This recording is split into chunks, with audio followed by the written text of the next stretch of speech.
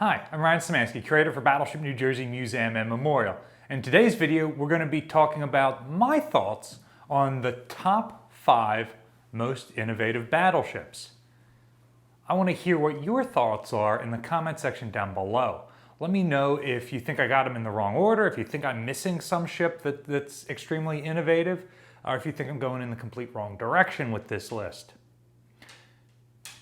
You might think I'm going in the wrong direction with this list because it doesn't have any of the later stage battleships that you see behind me, although I think I'm pointing at Enterprise right now. I know Enterprise is not a battleship, but ships like New Jersey, Yamato, Bismarck, none of those ships are on the list because the pattern of what a battleship was already established by the time you get to the end. Off the top of my head, there's only 4 battleships completed after New Jersey: Wisconsin, Missouri, Jean Bart, and Vanguard. And of those, 2 are the same design, and Jean Bart had already seen combat action by the time New Jersey is commissioned. So New Jersey is very, very late in the age of battleships, and she might have a slightly different balance to the old adage of guns, firepower, and speed, and she might do some of those things better than other battleships, but there's nothing really left to innovate at this point. Arguably, you could say that adding missiles to her in 1982 makes her innovative, but updating technology on these ships isn't really innovation, and I'm going to focus specifically on ships that, as designed, as built, are extremely innovative for one reason or another. So first up, we've got an honorary mention. Just missing the list is the American battleship South Carolina. Now, South Carolina is a pretty terrible battleship, arguably a semi-dreadnought and not even a full dreadnought type battleship. But she does introduce super-firing turrets. And while those don't catch on immediately, they will become critical to the modern concept of the battleship. And by World War II, every battleship that's being built has super-firing turrets, even if it wasn't widely adopted until just before World War I. Next up on my list is the British Queen Elizabeth class battleships. The British are absolutely dominating this list. The Queen Elizabeths introduced the 15-inch gun for the first time, while the previous generations of battleships have 13.5 or 14-inch guns, or 12 for the Imperial German Navy. They definitely weren't trying to impress anyone. British, with the Queen Elizabeths, go to the 15-inch gun. This is not in its own right innovative. Upscaling the size of guns is just something that happens through the battleship era. So that's not why they're on this list. Why I put them on this list is because they are the prototype for the fast battleship design. And really, the treaty-era battleships and the World War II-era battleships you see, like the Iowa class, owe their lineage back to the Queen Elizabeth class. The attempt to balance in a single ship heavier firepower with corresponding heavy armor to protect against it and a higher speed than other contemporary battleships is a really innovative idea. It ends up not being well executed with these ships, and they never attain the high speeds they were designed to.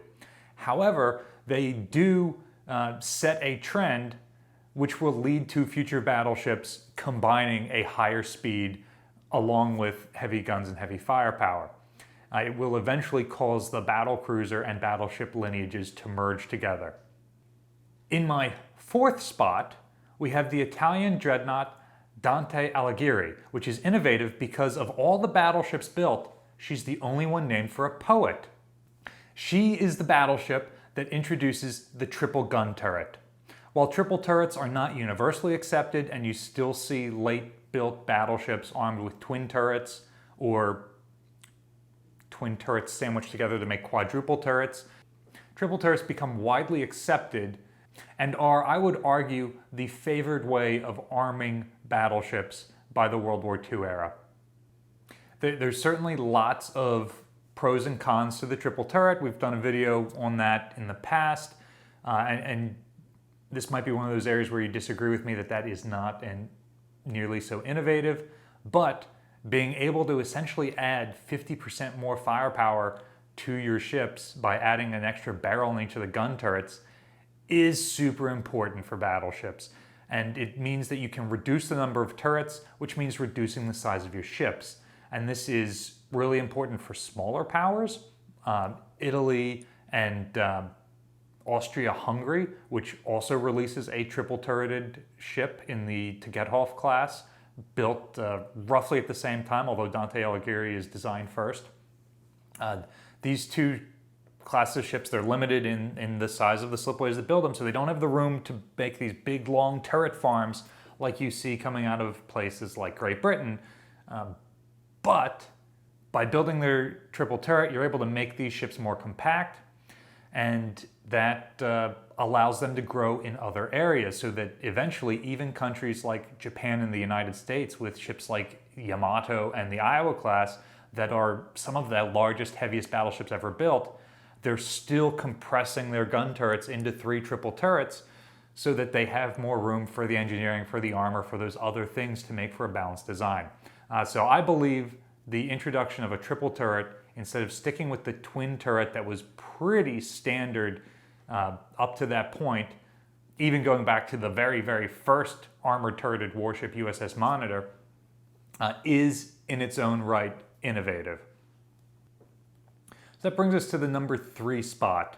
And I feel like none of these 3 battleships can be contested on this list.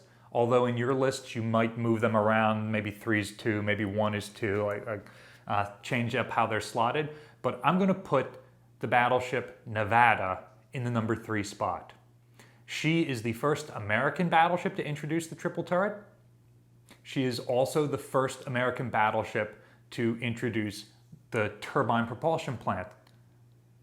So while Nevada is the most innovative American battleship, the fact that these features have already been used on other nations' battleships keeps me from putting her at the top slot. But the real reason why she earned a spot on this list is the all or nothing armor scheme. Switching from armoring the entire ship with various thicknesses of armor around the length to a concentrated all or nothing scheme was absolutely critical to battleship growth and development. And it's something that will be adopted by most major navies, especially in the later treaty battleships and the quote-unquote modern battleships, the World War II designed and built battleships. In the number 2 spot on my list is probably the least controversial battleship of all, HMS Dreadnought. Dreadnought deserves a space on this list for the various innovations that go into her design, primarily around her guns and her propulsion plant. The thing that makes her most innovative is switching to a turbine propulsion plant. This allows her to attain a higher speed than other battleships of the day, and even of most cruisers of the day. While not as technologically complex, but arguably equally as innovative, the idea of switching to an all big gun main battery, as opposed to having 2 guns in your main battery, and then a secondary battery that's nearly as big, and a tertiary battery that's nearly as big as that, and then a bunch of other smaller guns. The adoption of more than 2 twin turrets and the replacement of all intermediate caliber guns makes Dreadnought extremely innovative and rendered all previous battleships obsolete, and would set the trend for battleships going forward. But that does lead to the question, what battleship could be more innovative than HMS Dreadnought? Dreadnought is easily the first battleship that anyone would think of when you're thinking of innovative battleships. For heaven's sake, she gives her name to all subsequent battleships and all previous battleships. They become the pre-Dreadnoughts. Like, that's how formative she is. And maybe on your list you would argue that makes her important enough to have the number 1 spot. But for my list, I'm giving the number 1 spot to HMS Majestic. The Majestic class pre-Dreadnought battleships will firm up all of the various monitor type designs into the new battleship style, and we'll set the trend until Dreadnought comes along to break it. And basically every pre-Dreadnought battleship conforms to the design of the Majestic class battleships. Majestic is doing two critical things here. The first is with her armor. By switching from composite armor with various layers of early types of steel and iron and even wood backing the armor plate, and switching over to Harvey steel armor, she is able to basically cut the thickness of the armor belt in half while retaining the same protective properties, which reduces enough weight that they're able to reinvest it in other places in the ship. This adaptation of a new steel production method, a more effective type of steel, is going to set the trend for all future battleships. And you will see a couple of evolutions of steel over time, but I don't think any of them are as revolutionary as the adaptation of Harveyized steel in place of composite armor. The second thing that she does really well is the gun turret. Turreted monitors were super big, and if we expand the definition of battleships really loosely, then monitor probably deserves a place on this list, and probably even one of the early ocean-going types of monitors as well. If you expand the definition of battleship a little bit more broadly than is commonly accepted, you would definitely see ships like Monitor and then probably one of the early ocean-going monitors on this list as well. The innovation of revolving turrets and then getting revolving turrets to a point where they can go on the open ocean are both innovative ideas. In the 1880s, you start to see that idea go more towards barbette-mounted guns with unarmored roofs on them, such that the gun barrels are in armored barbettes, but they don't have like a gun house built around them. The inclusion of a modern style gun house on these ships, particularly in some of the members of this class with shell hoists that rotate along with the gun house itself, is critical to battleship design and development. And it takes these from coastal monitors to the type of ocean-going big gunned warship that we think of today. Likewise, the adaptation of a new formula of powder, smokeless powder, makes these guns more powerful, which standardizes the caliber at 12 inches. Practically every pre-Dreadnought type battleship will be armed with 4 12-inch guns, just like the Majestic class introduces. This is going to retain the same amount of hitting power in a significantly lighter gun than the ones that had come before it. And that allows for the guns and the barbettes themselves to be more heavily armored and allows them to have more machinery for hoisting shells, for rotating those turrets, for doing the things that are absolutely critical for battleships, even as early as the Spanish-American War and the Russo-Japanese War, not to mention World War I. So, those are my picks for the most innovative battleships. You'll notice that Majestic was so innovative that I don't even include another pre-Dreadnought in this list, because while they might start to do things a little bit better, Krupp armor will replace Harveyized armor, and some other things will change, every other pre-Dreadnought battleship fits in this mold. They're roughly the same speed, they have roughly the same armor capabilities, they have roughly the same main battery layout, even their secondary batteries are relatively similar.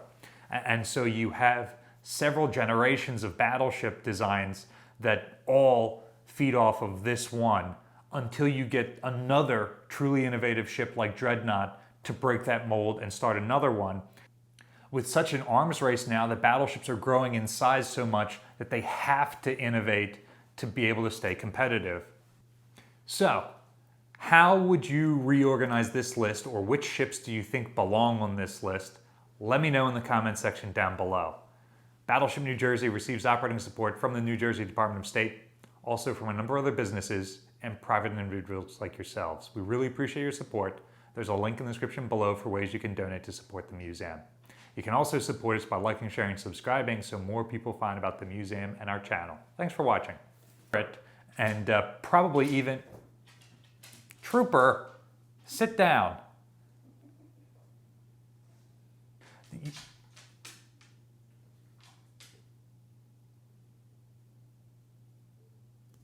We are going to carpet the entire first floor of the house.